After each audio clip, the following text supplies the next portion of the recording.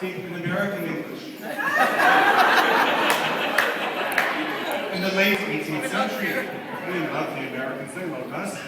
We both have revolutions.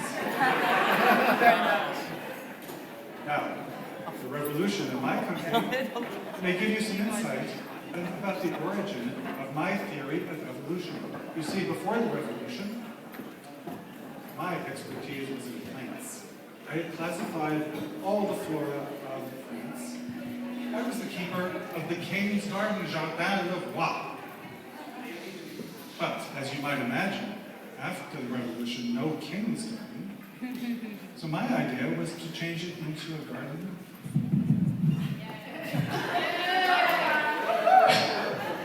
Excusez-moi, I do not know this machine. My idea was to change the garden into a garden for everybody, Jardin des Plantes, with a new museum of natural history. This was a brilliant idea, of course, and it was accepted. But being Lamarck, did I get the top professor position? No. I got the least desired professorship in the new museum, professor of worms and insects. Did I let this stop me? No, I didn't. I adapted to my circumstances. I worked hard. I classified the invertebrates. In fact, I coined the term invertebrate, and I was the first person, you may not know, to use the word biology. Oh, never mind. What's my theory of evolution? Well, it comprises two forces. Numéro un, complexification. This means that organisms, as they rise through the phylogenetic ladder, get more complex. Numéro deux, adaptation. This means that organisms adapt to the limits of their development, slowly, gradually, imperceptibly, through use and disuse, and they pass these characters on through inheritance to subsequent generations. Seems reasonable to me. I come here to your wonderful conference, EarlyNutrition. I open the program book. The first thing I see, today, a parallel session on complexity. Flip page is all about adaptation to one's environment and passing it on to the progeny. So, why was my theory pilloried and vilified for 2 centuries? Are there any students or postdocs or junior faculty in the audience?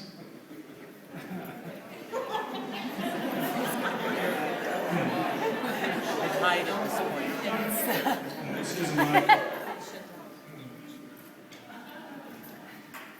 Le parchement. I had a junior colleague whom I recruited to the museum named Georges Cuvier. After I died, Cuvier penned an elegy for me, 7,500 words.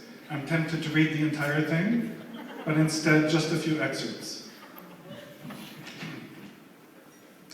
Some scientists have mingled many fanciful conceptions and, believing themselves able to outstrip both experience and calculation, have laboriously constructed vast edifices on imaginary foundations, resembling the enchanted palaces of our old romances, which vanished into air. I wish to give prominence to Lamarck's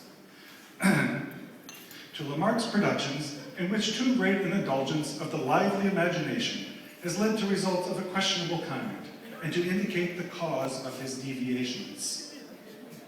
Lamarck says, it is not the nature and form of the parts that give rise to the habits and faculties, but the other way around.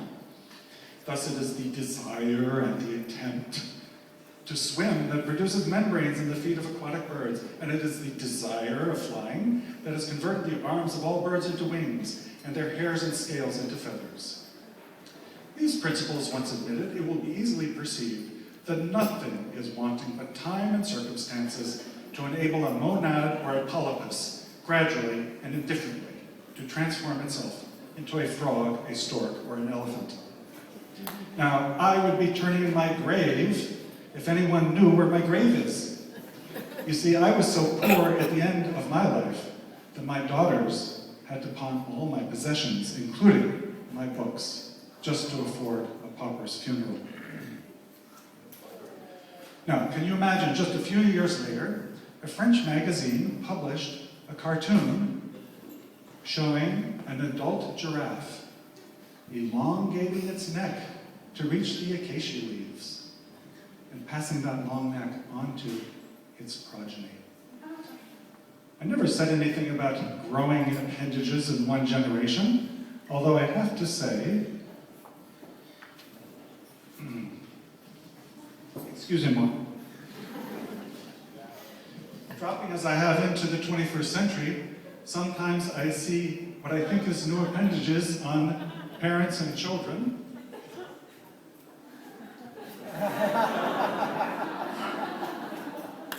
For the life of me, I can't understand the selective advantage of these. Now I'm going to tell you what Monsieur Darwin said about me.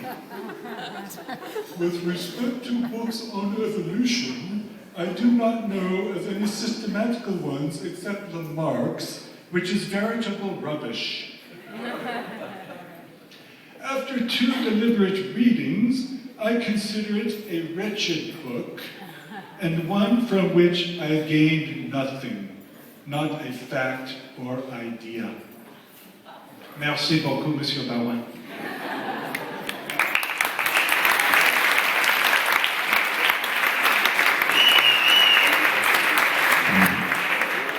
Now, what's been happening with Monsieur Darwin and his followers? Well, the first thing is, there was a Moravian monk who was experimenting with green and yellow bees. His book lay unopened on Monsieur Darwin's shelves. And what about your disciple, Weissmann? He tried to discredit my theories by chopping off the tails of mice, and seeing that their progeny also have tails. That's what I call rubbish. Weissmann also posited, with no evidence, that the germ and the soma do not communicate with each other. We had Fisher, his beautiful mathematical expressions of population genetics. We had Watson and Crick, DNA, RNA, protein, but never the other way around. Oh, we had occasional mutations, sickle cell anemia. And then through some legerdemain, we create a vast edifice of imaginary proportions that says somehow learning about genetic variation can tell us about the origin of chronic disease in adulthood.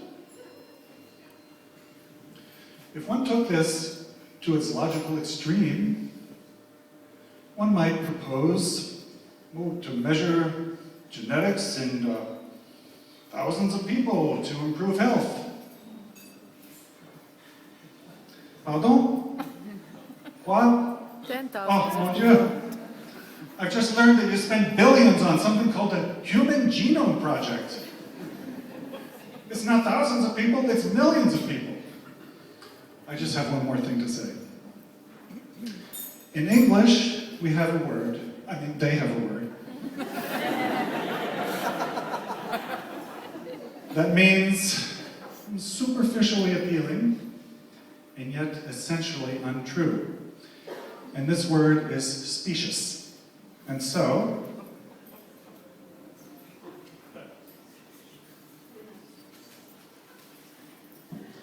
I've taken the liberty of renaming your book Origins of the Specious. Monsieur Darwin.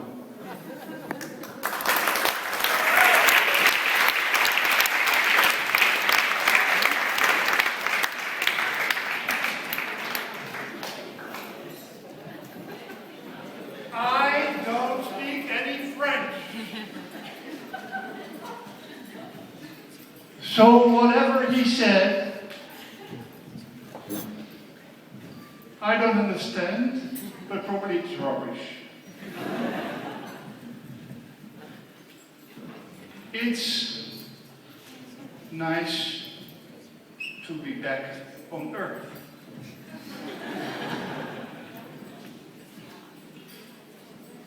It is, for me, a real pleasure to meet you, Jean-Baptiste. After so many years that we have rest in peace. At least I have rest in peace. And it's the great...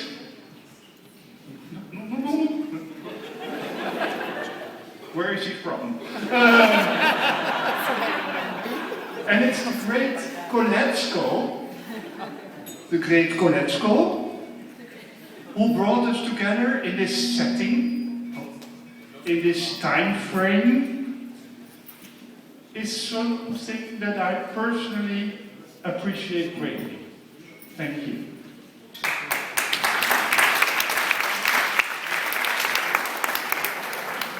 And I'm grateful to you, my dearest audience, that you're all here present listening to us. But much to my disgrace,